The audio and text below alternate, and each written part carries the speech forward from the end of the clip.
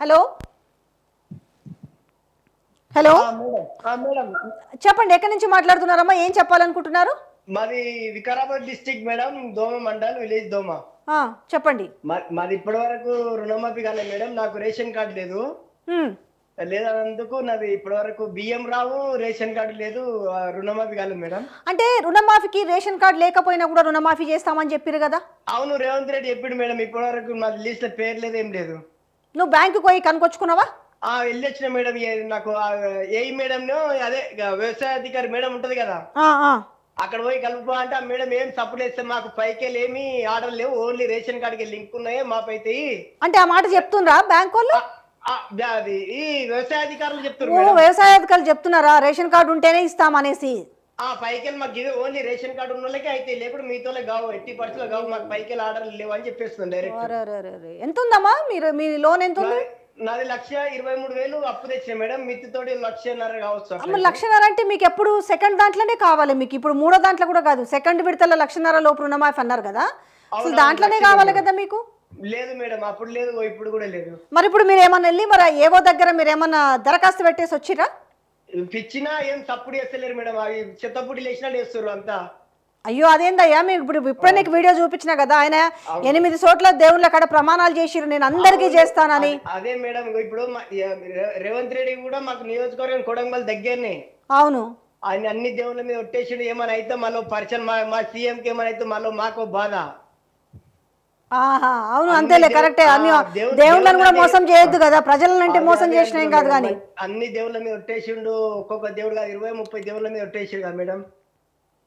సరే, మీరైతే మీది ఇప్పుడు మీ ఊర్లో, అంటే మీ ఊర్లో ఎంతమందికి వచ్చి ఉంటుంది అంచనా? మీ ఊర్లో సపోజ్ 200 మందికో 300 మందికో రుణాలు ఉన్నాయనుకో, ఎంతమందికి అయి ఉంటుంది?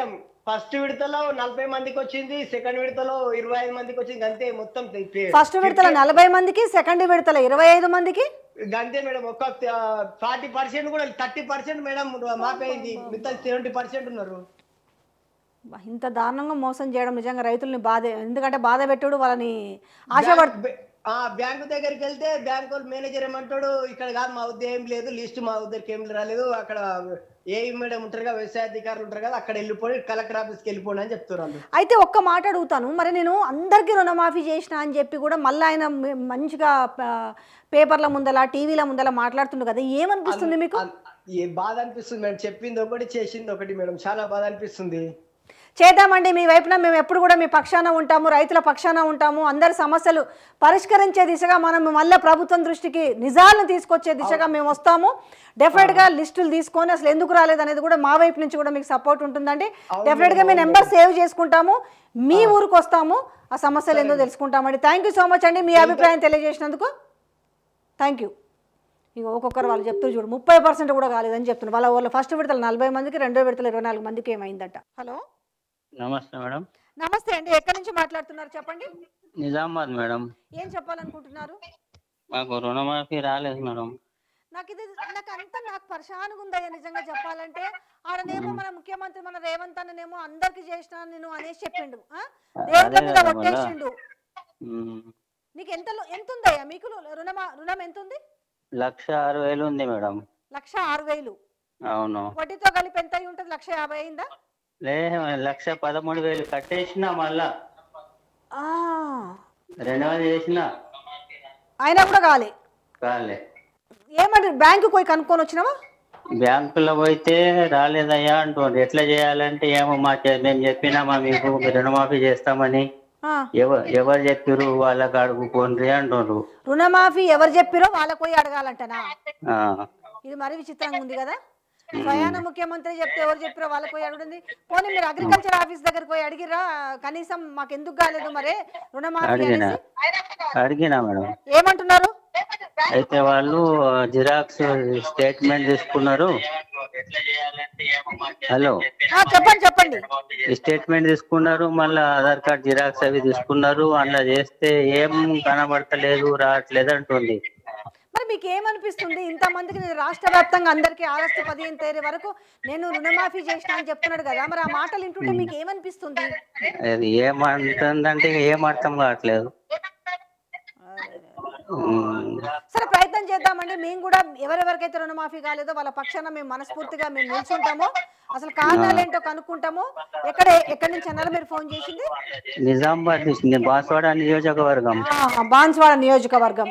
సో మళ్ళీ ఒకసారి వెళ్ళండి, దరఖాస్తు అయితే పెట్టినాక మళ్ళీ అడగండి ఎందుకు రాలేదు. మీ ఊర్లో ఎంతమందికి అయి ఉంటుంది అండి? పోనీ అయిందా ఎవరికైనా? ఎంతమందికి అయి ఉంటుంది? ఒక 20 మందికి అంతే.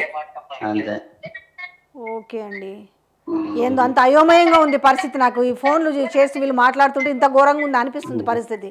బ్యాంకులో పోయితే మోడల్ ఆఫీసర్ ఉంటారు కానీ ఉన్నారా?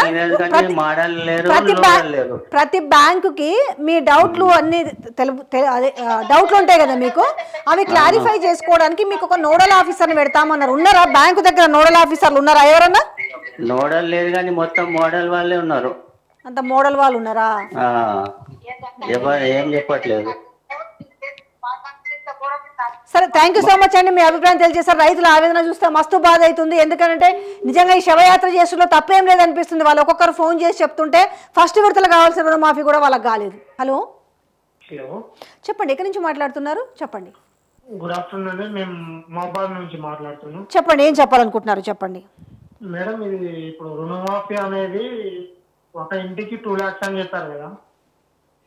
అట్లా చెప్పలేదు కానీ చెప్పింది ఒక్కొక్కసారి క్లియర్గా వినండి.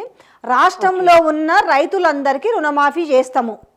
ఏది అందులో ఎవరికి మినహాయించారంటే, ఇప్పుడు ఇంట్లో గవర్నమెంట్ ఉద్యోగం ఉంటుంది కదా, గవర్నమెంట్ ఉద్యోగం ఉండి కూడా వ్యవసాయం చేస్తారు.